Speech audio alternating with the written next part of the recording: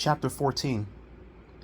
When I came into the kitchen for breakfast the next morning, Aunt Marta was on the phone. She stood at the counter with her back turned to me, but she turned as I said good morning to my uncle and flashed me an angry look. "Yes, I understand," she said into the phone. "Well, it won't happen again." I took my place at the table beside Uncle Colin. He sipped from a white coffee mug, his eyes on Aunt Marta. "It won't happen again," my aunt repeated into the phone. She frowned.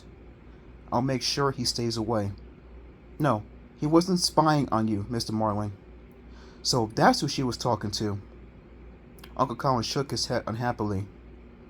"I warned you not to go near that place, Alex," he said. "We don't need those people calling over here." "Sorry," I murmured, "but I wanted to tell him about last night, about everything that had happened to me and everything I'd seen."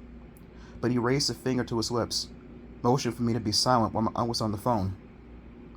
"No, my nephew wasn't taking pictures of your house, Mr. Marling," Armada continued.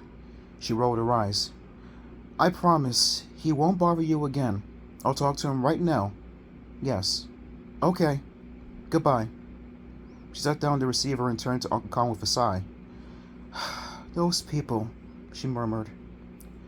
"We have to be careful," Uncle Colin replied, narrowing his eyes at me. "We don't want them to get worked up." But, I sputtered. "I saw things." "They saw you, Alex," my aunt interrupted. "They saw you prowling around the house late last night. They are very angry about it." She poured herself a mug of coffee and came over to the table. She sat down and swept a strand of gray hair off her forehead. "What were you doing outside last night?" my uncle asked. "I'm really sorry, but I had no choice. I left my camera out in the woods," I explained. "I had to run out and get it. I couldn't leave it out all night, especially with the rain." "But you didn't have to go near the Marling's house, did you?" Aunt Marta demanded. I heard Animal House from inside their house," I blurted out, "and I saw strange footprints going up to the bedroom window at the side." Uncle Colin nodded calmly. He took a long sip of coffee. "The footprints were probably from their dogs," he said, glancing at Aunt Marta. "Dogs?" I cried. They both nodded. "They have 2 huge German shepherds," my aunt explained. "Mean as they come. And as big as wolves," Uncle Colin added, shaking his head. He reached for a slice of toast and began to butter it. I sighed. I felt a little better. 2 German shepherds. That explained the howls and the footprints in the wet grass. "Are you ready for school?" Aunt Marta asked. "Hannah will be here any minute." "I'm almost ready," I replied. I gulped down a glass of orange juice. "When I was in the woods last night," I started. They both stared at me. "I saw some animals that got ripped up. I mean, killed." Uncle Colin nodded. "The woods are dangerous at night," he said softly. "We really don't want you out there at night, Alex," Armada said. She pulled a piece of lint off the shoulder of my t-shirt, then she tenderly brushed my hair back with her hand.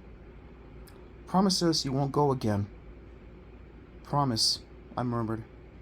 "And promise that you'll stay away from the Marlings," my uncle added. Before I could reply, the doorbell rang. Hannah came into the kitchen, weighted down under a bulging backpack. "Ready?" she asked. I nodded and shoved my chair back from the table. "Yeah, I guess I'm ready," I told her. "This is so weird, going to someone else's school." "You're like my teacher, Mr. Sheen," Hannah replied. "He's very interesting, and he's really nice." I grabbed my backpack and my jacket. We said goodbye to my aunt and uncle and headed out the front door. I glanced at the Marling's house as we made our way to the street. The bedroom window at the side had been closed, I saw. The house was dark as always. "Did you find your camera?" Hannah asked. I nodded. "Yeah, but it wasn't easy." I told her about my scary adventures. She tix-tissed. "I warned you, Alex," she said. "You wouldn't catch me in the woods after dark." A yellow school bus rumbled past. Some kids in the bus called out the window to Hannah. She waved back to them. The morning sun still floated low in the sky. A silvery frost clung to the lawns. The air felt crisp and cold. "One more block to school," Hannah said. "Are you nervous?" I didn't answer. I was thinking about the Marlings. I told Hannah about the howls I'd heard inside their house. Uncle Colin says they have two German shepherds. Really big and really mean, I told her. No, they don't, Hannah replied sharply. I stopped walking. Excuse me? I cried. The Marlings don't have any dogs, she repeated. I've lived here as long as they have, and I've never seen them. Then why did my uncle tell me that? I demanded. So you won't be scared, Hannah replied. I don't understand, I stammered.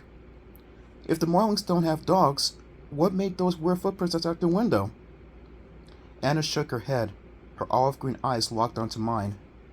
Alex, don't you get it? She cried. Haven't you figured it out yet? Figure what out? I asked. The Marlings are werewolves, Hannah declared.